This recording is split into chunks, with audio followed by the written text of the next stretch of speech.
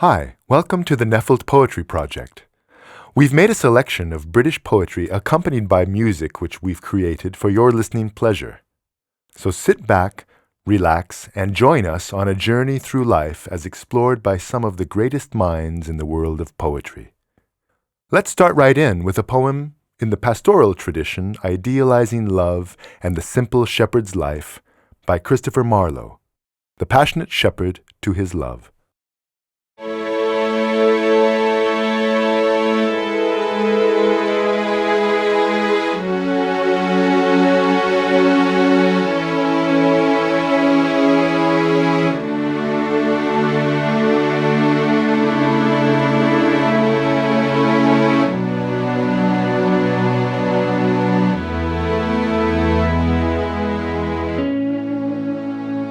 Come live with me and be my love,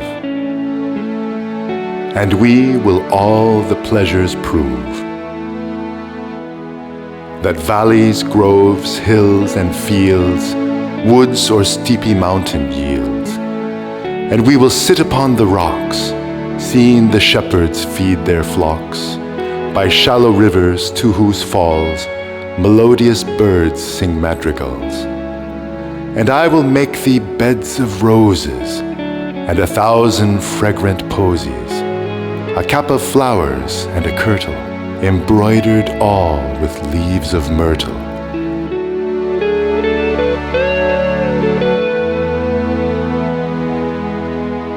A gown made of the finest wool, which from our pretty lambs we pull. Fair lined slippers for the cold, with buckles of the purest gold, a belt of straw and ivy buds, with coral clasps and amber studs. And if these pleasures may thee move, come live with me and be my love.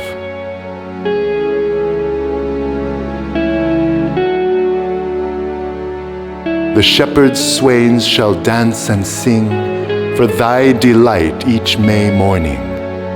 If these delights thy mind may move, then live with me and be my love.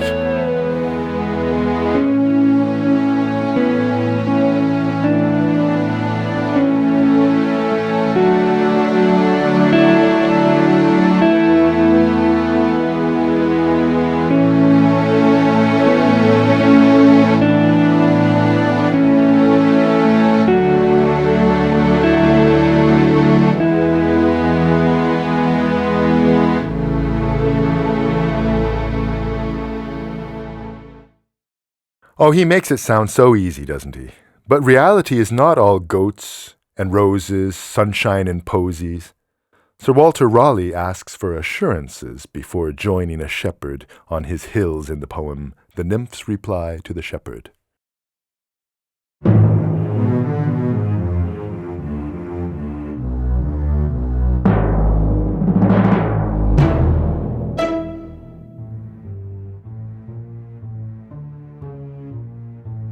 If all the world and love were young, and truth in every shepherd's tongue, these pretty pleasures might me move, to live with thee and be thy love.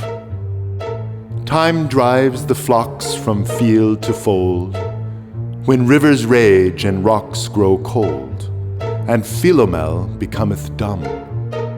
The rest complains of cares to come. The flowers do fade, and wanton fields to wayward winter reckoning yields. A honey tongue, a heart of gall, is fancy's spring, but sorrow's fall. Thy gowns, thy shoes, thy beds of roses, thy cap, thy kirtle, and thy posies, soon break, soon wither, soon forgotten, in folly ripe, in reason rotten. Thy belt of straw and ivy buds, thy coral clasps and amber studs, all these in me no means can move, to come to thee and be thy love. But could youth last and love still breed, had joys no date, nor age no need, then these delights my mind might move, to live with thee and be thy love. Ah, yes. Unfortunately, we are mortal. We have little time for dancing on hills. Here is a poem by Robert Herrick, To the Virgins to Make Much of Time, a poem which instructs us to seize the day and not waste our time.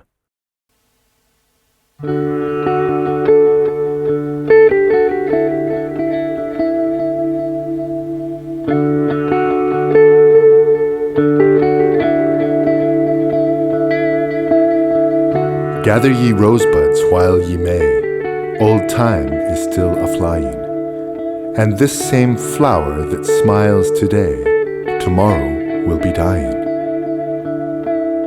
The glorious lamp of heaven, the sun, the higher he's a-getting, the sooner will his race be run, and nearer he's to setting.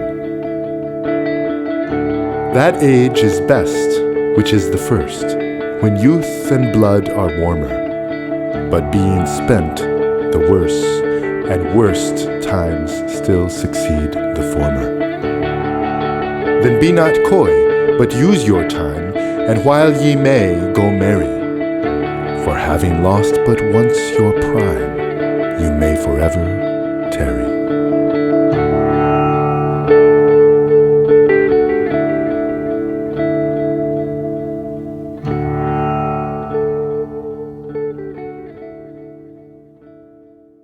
Use your time wisely.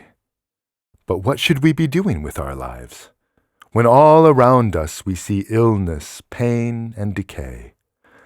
As William Blake would say, even our deepest joys and secret wishes are destroyed by the invisible worm, in his poem, The Sick Rose.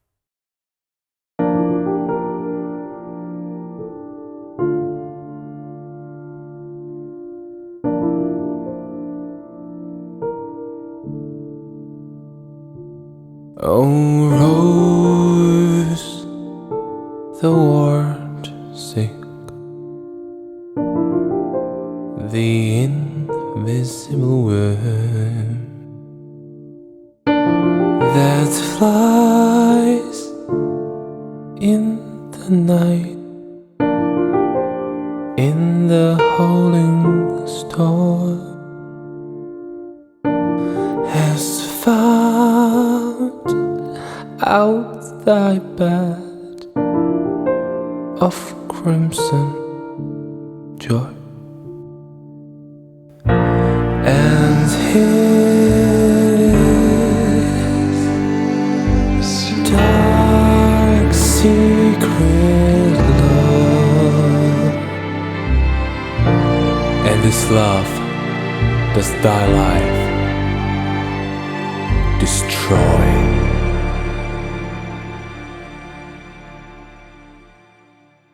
Our lives are destroyed. We're in need of a new narrative, new meaning, a second coming. But the second coming of what? A Messiah? Or a rough beast, as described by William Butler Yeats in the poem The Second Coming?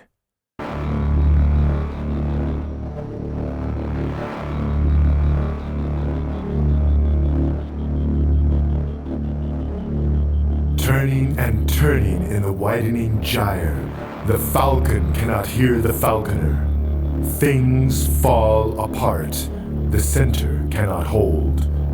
Mere anarchy is loosed upon the world. The blood-dimmed tide is loosed, and everywhere the ceremony of innocence is drowned. The best lack all conviction, while the worst are full of passionate intensity.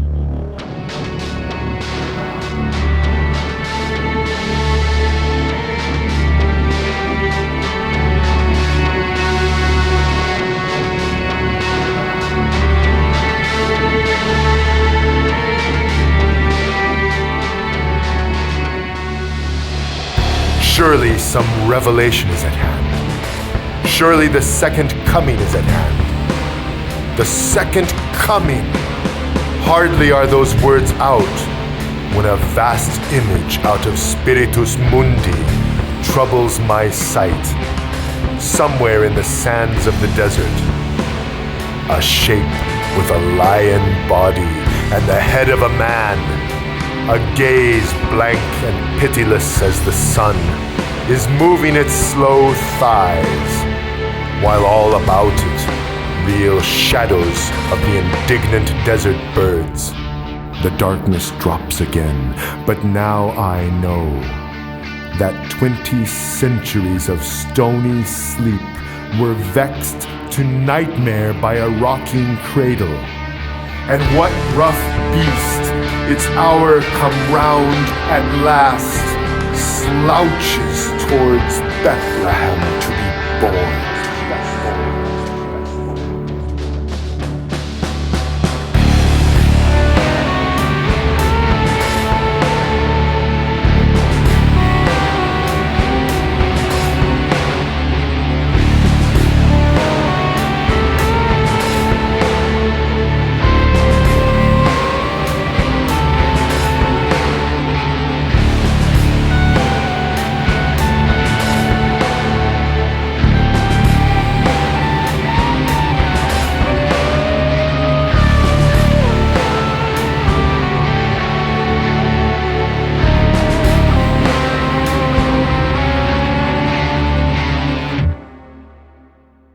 Yes, all has descended into chaos and absurdity, as exemplified in this nonsense verse called Jabberwocky by Lewis Carroll. Pay attention to the subtle experiments with sound and sense in this poem.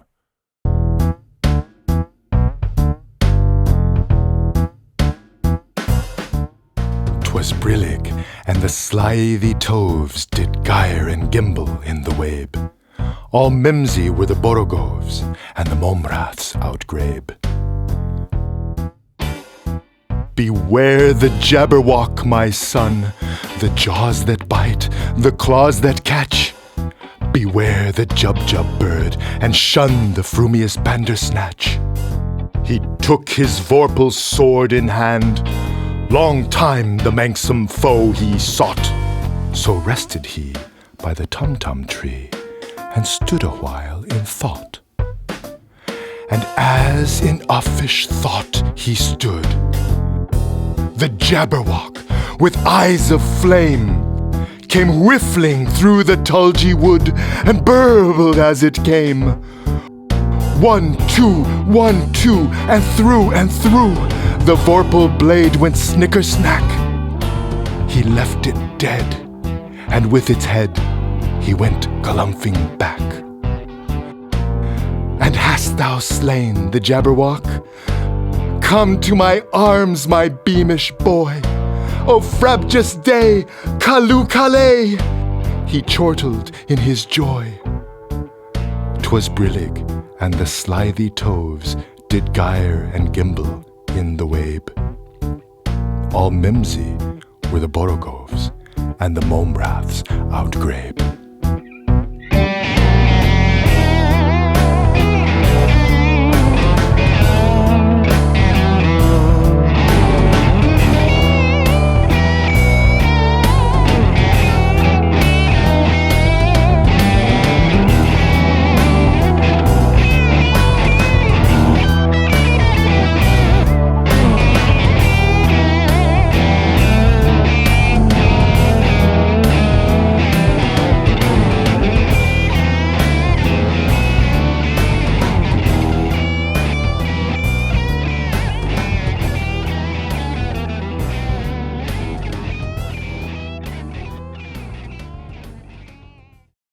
Absurd it is. As W.H. Auden, in his poem Musée des Beaux-Arts, shows us, the human condition is such that we have reached a level of indifference so shocking that we're not even surprised when a boy falls from the sky. About suffering, they were never wrong, the old masters. How well they understood its human position. How it takes place while someone else is eating or opening a window or just walking dully along. How, when the aged are reverently, passionately waiting for the miraculous birth, there always must be children who did not specially want it to happen, skating on a pond at the edge of the wood. They never forgot that even the dreadful martyrdom must run its course. Anyhow, in a corner, some untidy spot where the dogs go on with their doggy life and the torturer's horse scratches its innocent behind on a tree. In Bruegel's Icarus, for instance, how everything turns away, quite leisurely from the disaster. The plowman may have heard the splash, the forsaken cry, but for him it was not an important failure. The sun shone as it had to on the white legs disappearing into the green water, and the expensive, delicate ship that must have seen something amazing, a boy falling out of the sky, had somewhere to get to and sailed calmly on.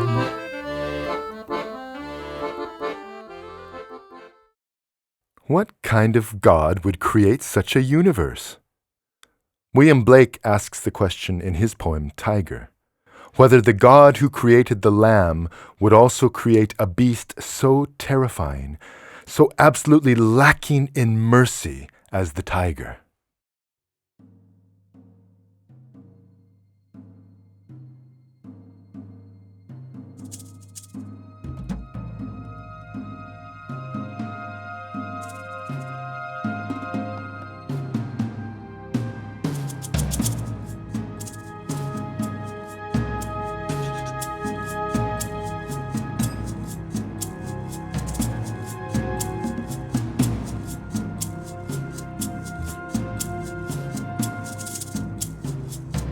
Tiger, tiger, burning bright in the forests of the night, what immortal hand or eye could frame thy fearful symmetry?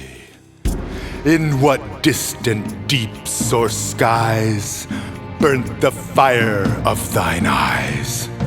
On what wings dare he aspire? What the hand dare seize the fire? And what shoulder and what art could twist the sinews of thy heart?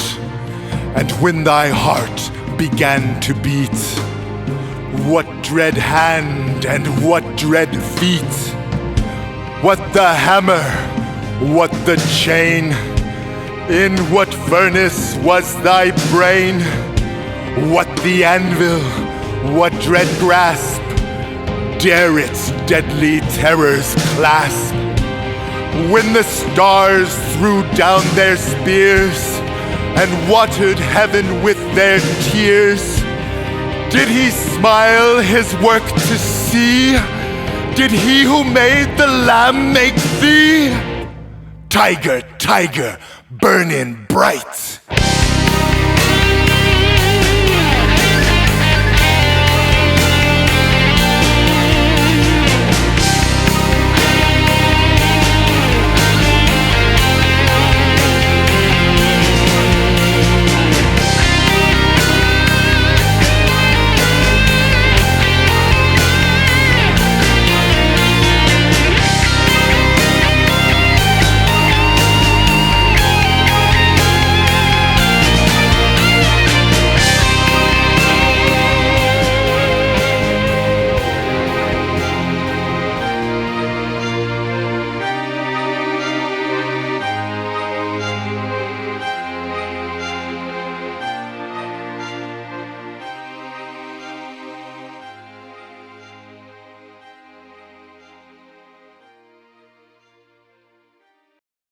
Is it a merciless God? The sort of God that William Butler Yeats describes in his poem Leda and the Swan?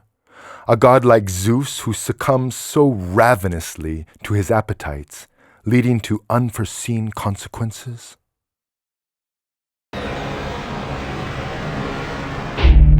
A sudden blow, the great wings beating still.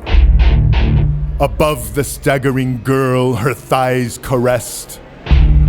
By the dark webs, her nape caught in his bill. He holds her helpless breast upon his breast.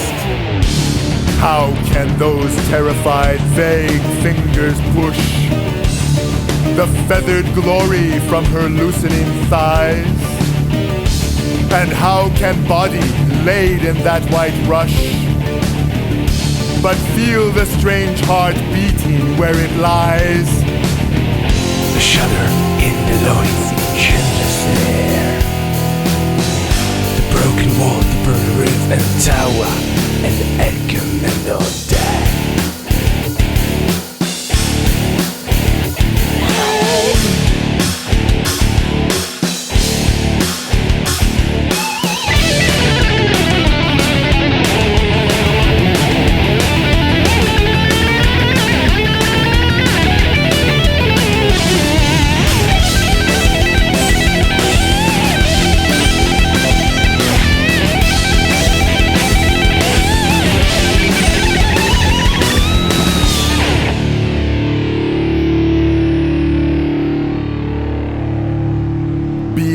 So caught up, so mastered by the brute blood of the air, did she put on his knowledge with his power before the indifferent beak could let her drop?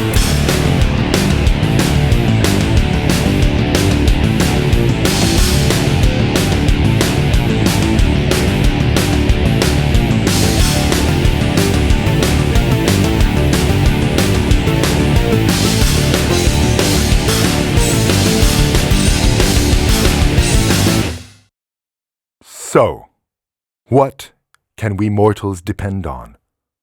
Love? Shakespeare, in his Sonnet 116, would have us believe that it is love which is our guiding star, true love which lasts forever.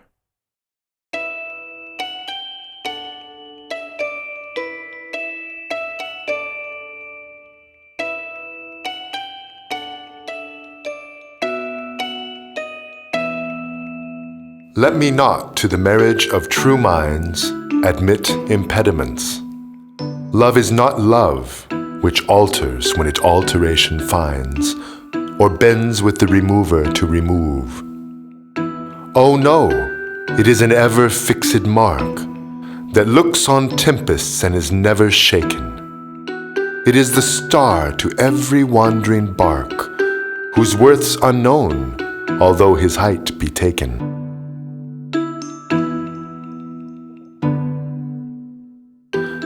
Love's not time's fool, though rosy lips and cheeks within his bending sickle's compass come.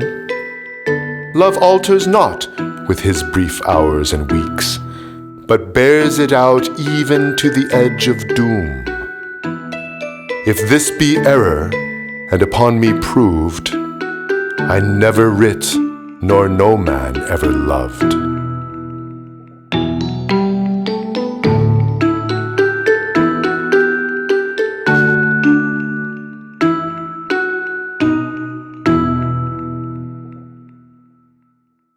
And the lover? Is he or she so much the master of our affections that we would return again and again, though it were 1,000 years? Listen to Robert Burns's poem and see if you agree. A Red, Red Rose.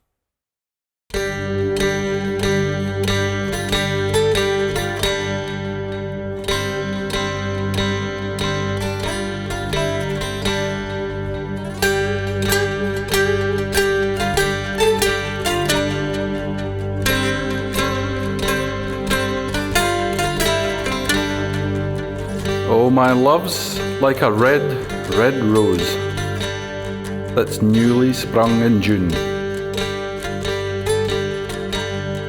Oh, my love's like the melody that's sweetly played in tune. As fair art thou, my bonny lass, so deep in love am I, and I will love thee still, my dear, till all the seas gang dry. till all the seas gang dry, my dear, and the rocks melt with the sun. I will love thee still, my dear, while the sands of life shall run.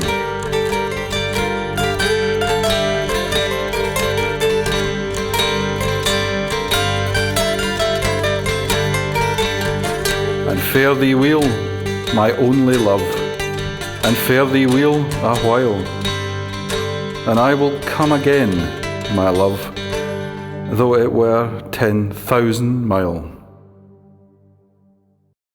But this obsession with love, what can it lead to? What if the lover doesn't feel as we do? What if love is unrequited? Or what if the lover is intentionally misleading, seeking only to gratify his or her own pleasure? Then aren't we back at Zeus again? John Keats shows such a dreadful lover in La Belle Dame sans Merci.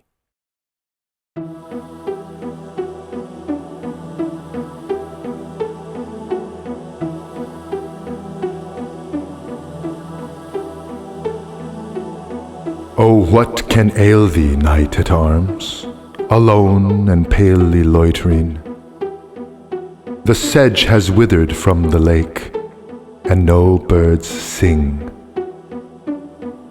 Oh, what can ail thee, knight at arms, so haggard and so woebegone? The squirrel's granary is full, and the harvest's done.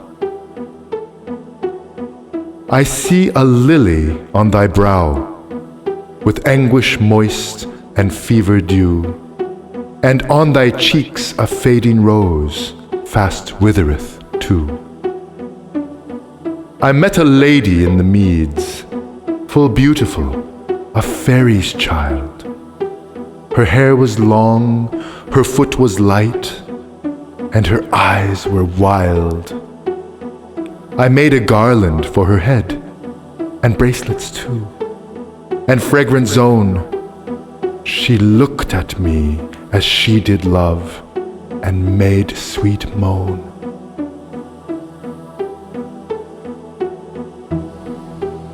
I set her on my pacing steed, and nothing else saw all day long. For sidelong would she bend, and sing a fairy song. She found me roots of relish sweet, and honey wild and manna dew. And sure in language strange she said, I love thee true. She took me to her elfin grot, and there she wept and sighed full sore. And there I shut her wild, wild eyes with kisses four. And there she lulled me asleep, and there I dreamed, ah, woe betide, the latest dream I ever dreamt on the cold hillside. I saw pale kings and princes too, pale warriors, death pale were they all. They cried, La Belle Dame sans Merci hath thee in thrall. I saw their starved lips in the gloam, with horrid warning gaped wide, and I awoke and found me here on the cold hill's side. And this is why I sojourn here, alone and palely loitering, though the sedge is withered from the lake, and no birds sing.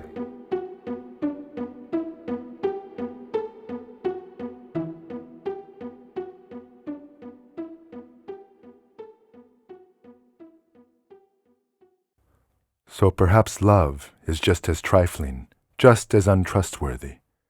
Where then should we turn? Keats would have us turn to art. In his ode on a Grecian urn, isn't it art that is everlasting? You decide.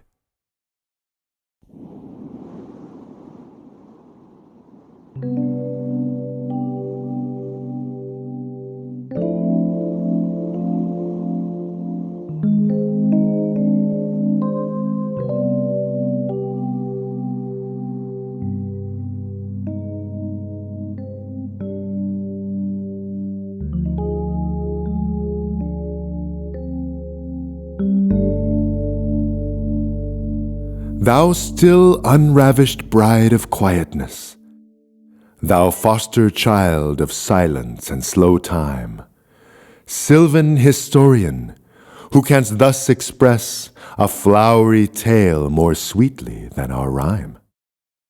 What leaf-fringed legend haunt about thy shape, of deities or mortals, or of both, in Tempe or the dales of Arcady? What men or gods are these? What maidens loath? What mad pursuit? What struggle to escape? What pipes and timbrels? What wild ecstasy? Heard melodies are sweet, but those unheard are sweeter.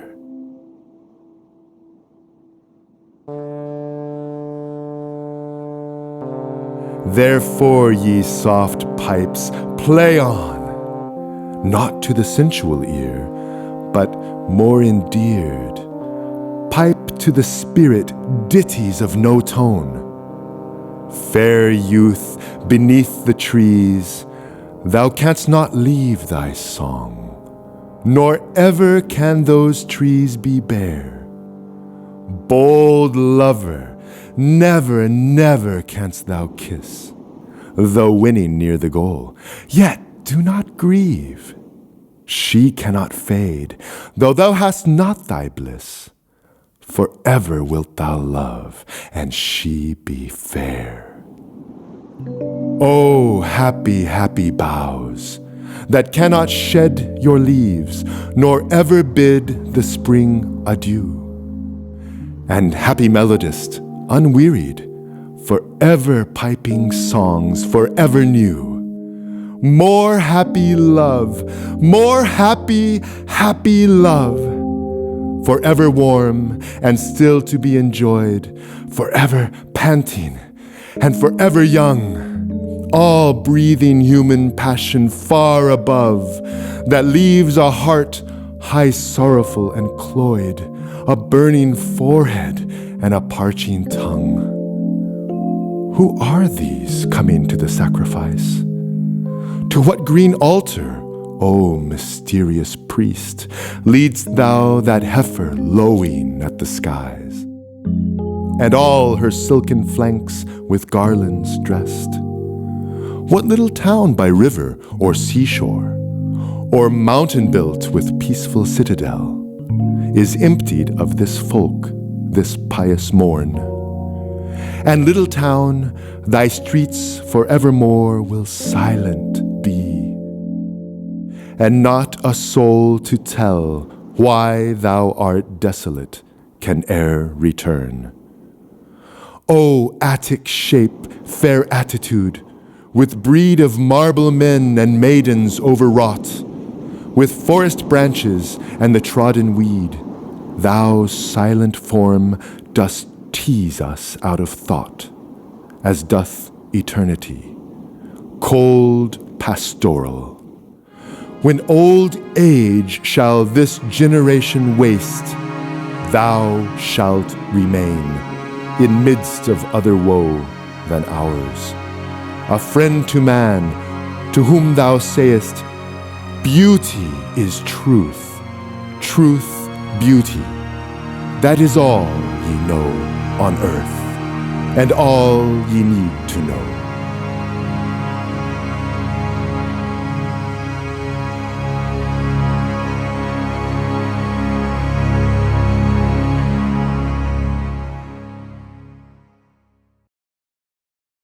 Or perhaps it is that great romantic ideal, nature, that should give us cause for hope.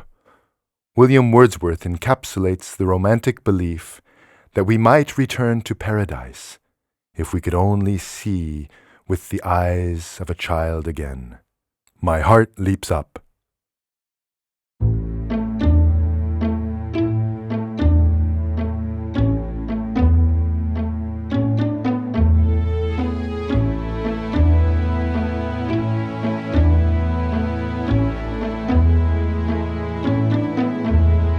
My heart leaps up when I behold a rainbow in the sky. So was it when my life began, so is it now. I am a man, so be it when I shall grow old, or let me die. The child is father of the man, and I could wish my days to be bound each to each by natural piety.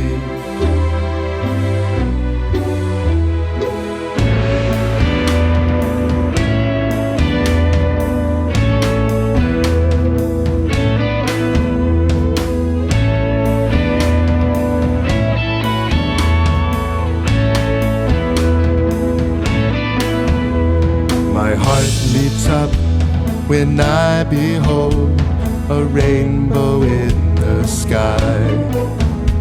So was it when my life began, so is it now. I am a man, so be it when I shall grow old, or let me die.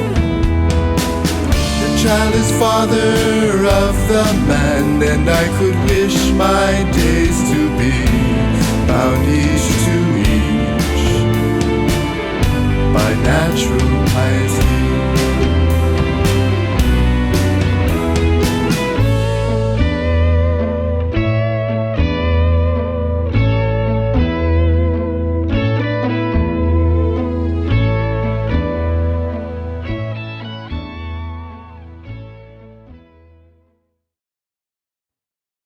In the end, it may be that the most we can hope for is to transform ourselves out of nature and into art, to become a golden bird upon a tree, singing of eternity. And as all of these poets exemplify, the most we can do is to sing and celebrate our existence. And we'll leave you now with W.B. Yeats and his poem, Sailing to Byzantium.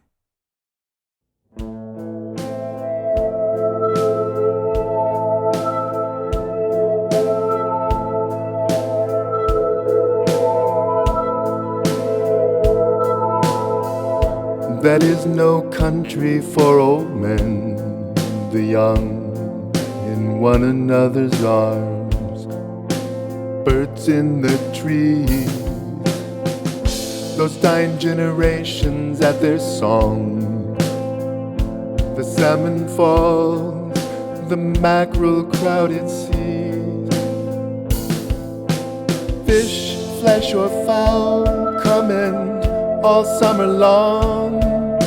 Whatever is begotten, born and dies, caught in that sensual music, all neglect, monuments of an aging intellect. An aged man is but a paltry thing, a tattered coat upon a stick unless. So clap its hands and sing and louder sing, for every tatter in its mortal dress. Nor is there singing school but studying, monuments of its own magnificence. And therefore I have sailed the seas and come to the holy city of Byzantium.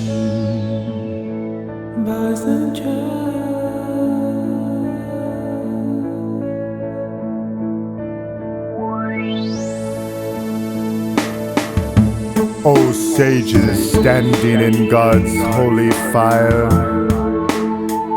as in the gold mosaic of a wall,